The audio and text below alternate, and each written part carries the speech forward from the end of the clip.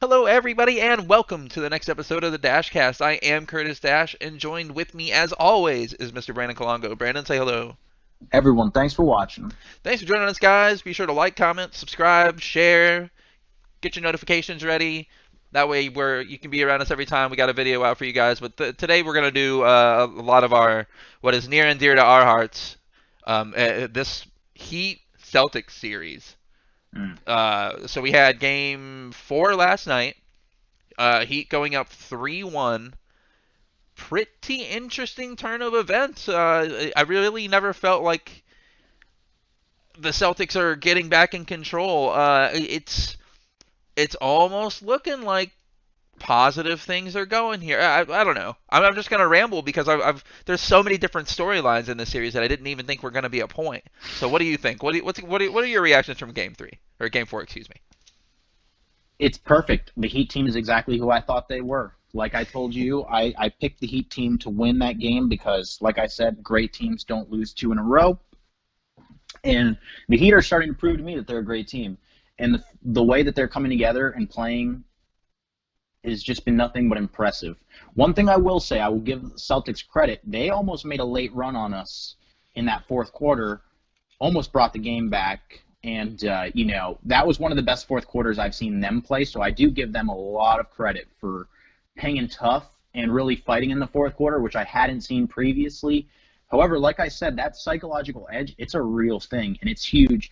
And momentum, I think, plays sometimes momentum suffers at the hands of the psychological edge. And in the fourth quarter, the Heat have the psychological edge still, even though Boston really tried to fight it and really tried to change it. They made a great run at it, but we were able to hang on tight. And like I said, this Heat team is exactly who I think they are. Yeah, gotta go ahead and give a shout out to your boy Hero.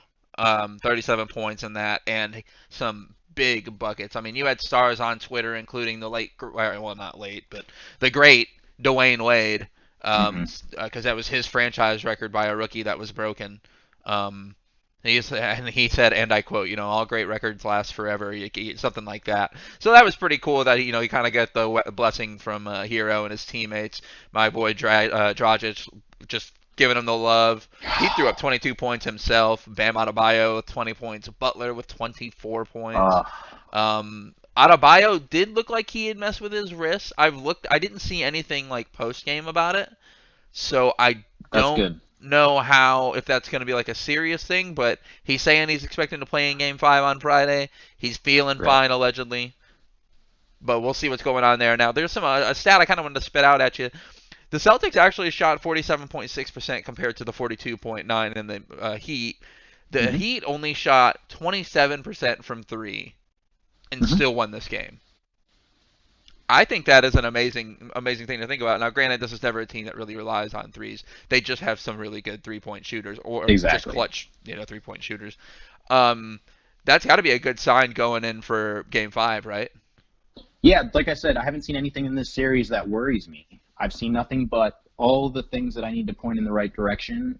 And it's funny too because I feel like I've looked at other Heat teams in the past and thought they were better than this Heat team as far as player for player goes.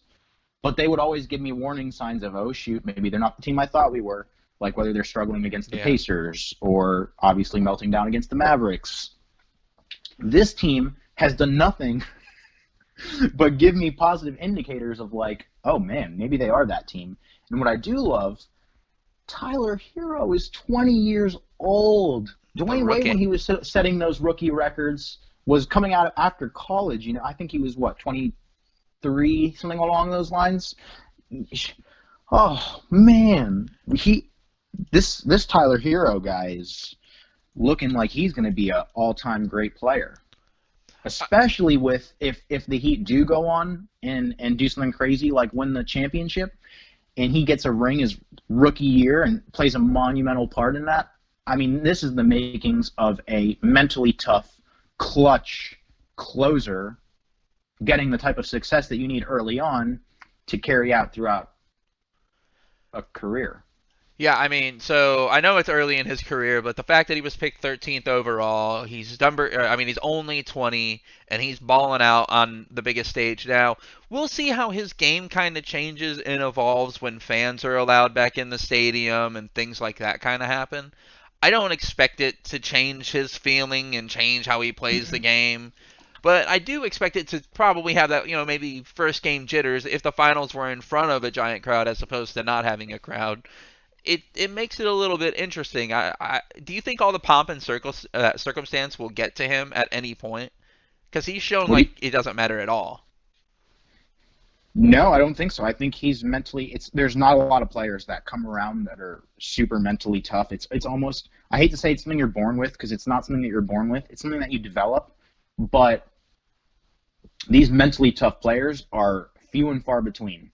And so when you have one and you get lucky on a pick like Tyler Hero, you know you're in a good spot. You just got to make sure that he gets the wins early on. Like, someone who I feel like is in a very advantageous position into, I'm going to just make a football reference, is Patrick Mahomes.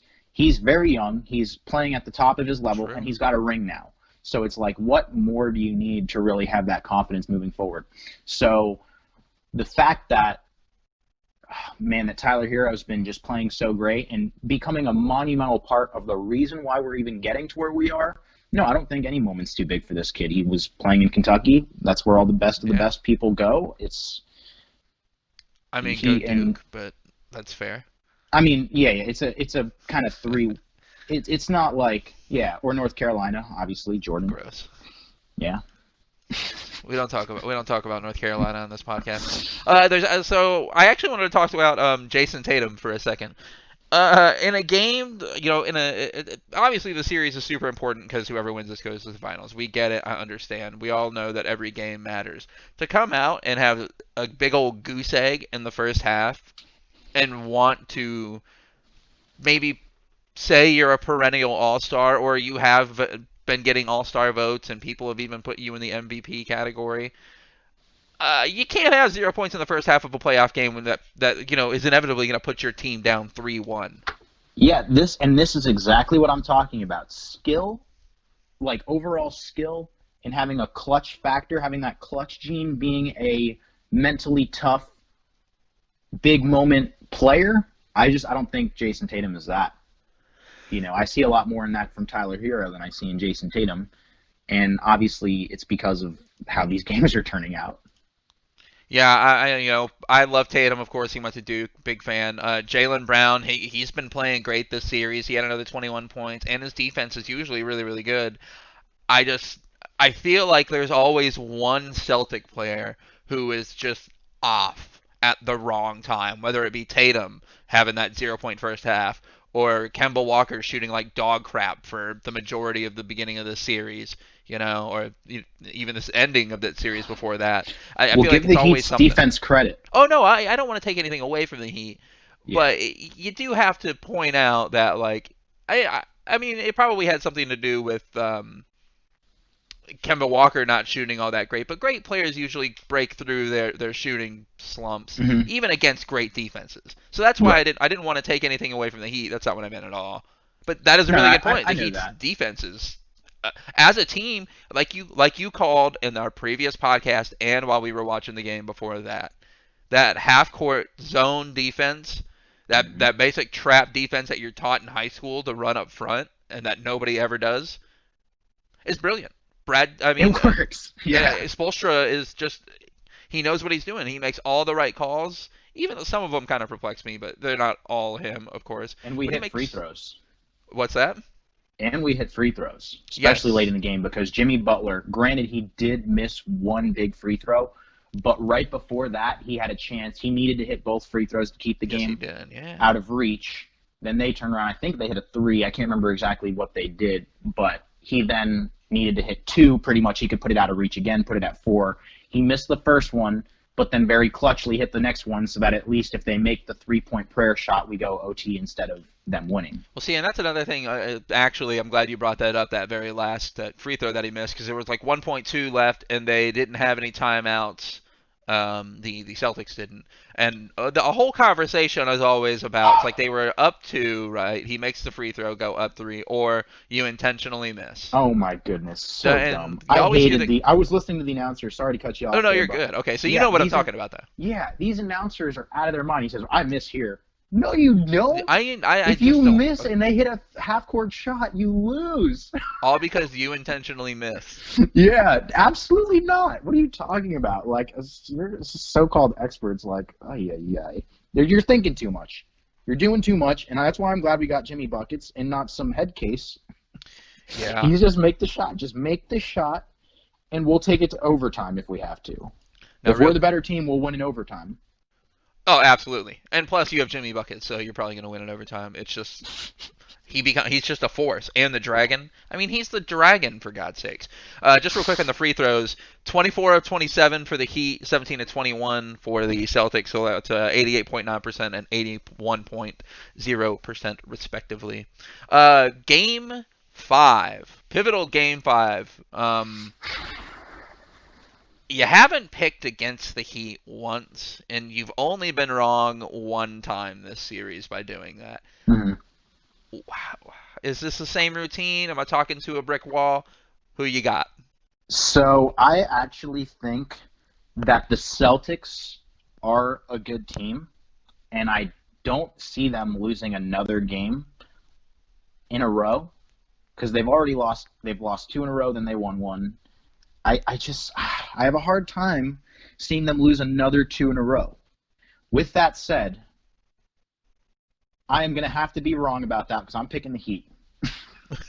Let's go. I can't pick against my Heat. You had me going. I'm not gonna lie. I was like, is he finally gonna pick against the Heat? No, I can't pick against them. I can't pick against the Heat. But I will say that I am perfectly willing to be wrong on this one. I could see it happen. I don't love this pick, but I do love it because let's just put me out of my misery. Let's just win this game and move on to the championship. I agree. So I was actually thinking a lot about this game, and I was thinking a lot about the whole, great teams don't lose two in a row, and for the most part, they don't. They just don't. Uh, but the more we talk about the Celtics, and the more statistics I bring up about the Celtics, that I feel like even when they're doing things right, statistically speaking, they're Mm-hmm. not winning games.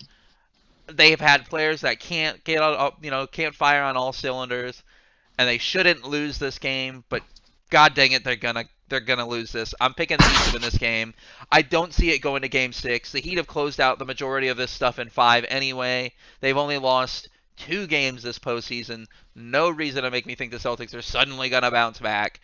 They don't have a 4 days rest this time, so I'm going Heat here. All right. All Yeah. right. I talked you into it because I thought earlier when we were talking that you might have picked the Celtics. I had them in my head that I was going to, and then I just kind of I thought about a lot of what you said, and B, stats, and every kind of thing that my own post analytical mind trying to figure stuff out, because who really knows until it's game time. Exactly. But yeah, I really don't think we'll see a Game 6. I think Friday night's the night. Yeah, because I don't want to be that guy that picks against my Heat and then they win and I'm just like ashamed of myself. Yeah, I'd then you're much like, well, I should have had faith, blah blah blah. Even though like it's your I team and you're trying to be. you know me, I love courage in your convictions. When I make a pick, like I'm usually pretty bold about it. I agree. I agree. All right, but we're gonna go ahead and wrap this up. Hopefully, the next time you hear us talking about the Heat, it will be Hmm. for the finals appearance they're about to make, and my finger is ready to hit that buy on a Vice jersey. We are ready. Brendan, you got anything to say before we close out? Yes, thank you all for watching. Subscribe, hit the notification bell, leave comments. Yeah, leave Comment all day. comments. You heard the man. What Brandon says goes. We'll see you guys on the next clip. Thanks for joining us.